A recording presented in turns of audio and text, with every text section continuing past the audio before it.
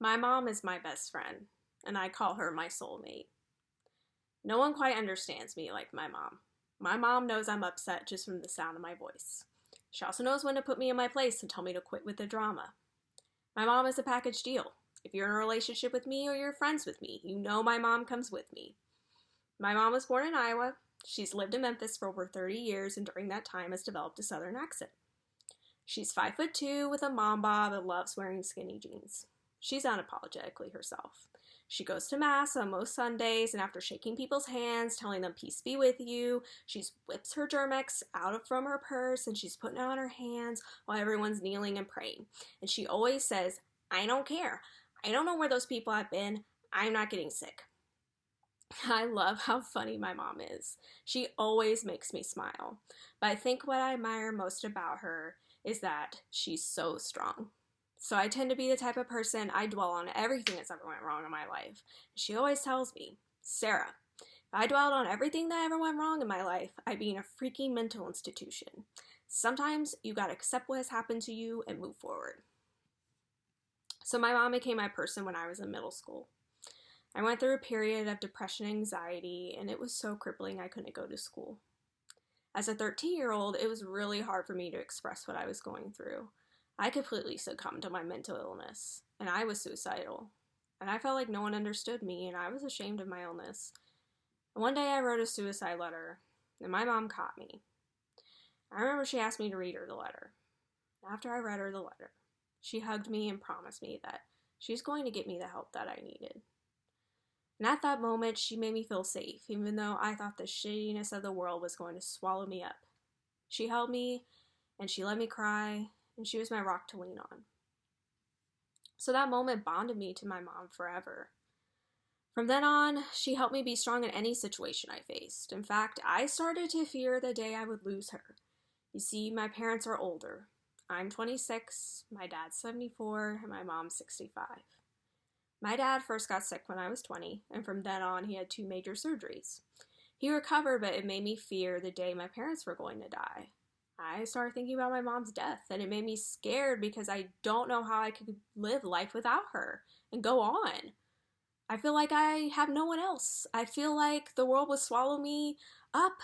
I feel like I would have to face the world alone. I feel like I would spiral out of control, and I would no longer be safe.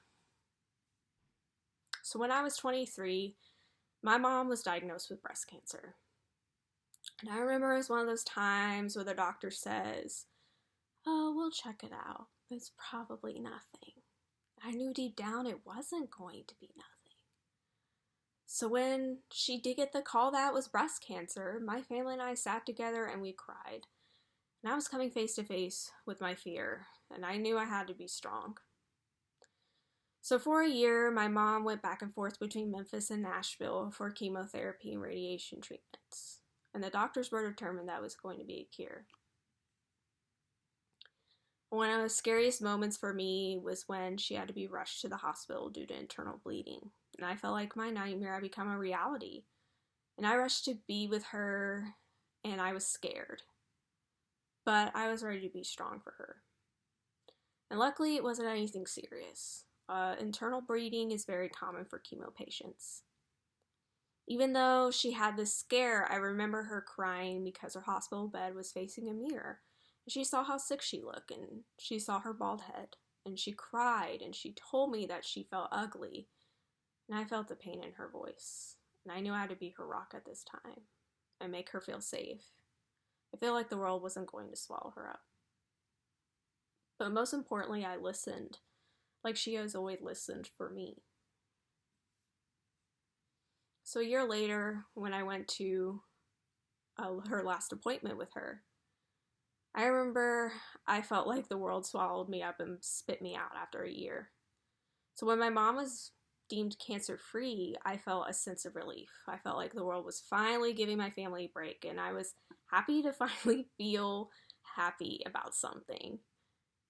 So my mom and I celebrated with burritos and wine, and she's still healthy to this day. I can't tell you my fears have completely vanished, though. I'm still afraid that my mom is going to die, and I'll be left alone with no one who understands me. And I'm afraid that if she dies, I'll go back to that anxious, depressed, scared little girl.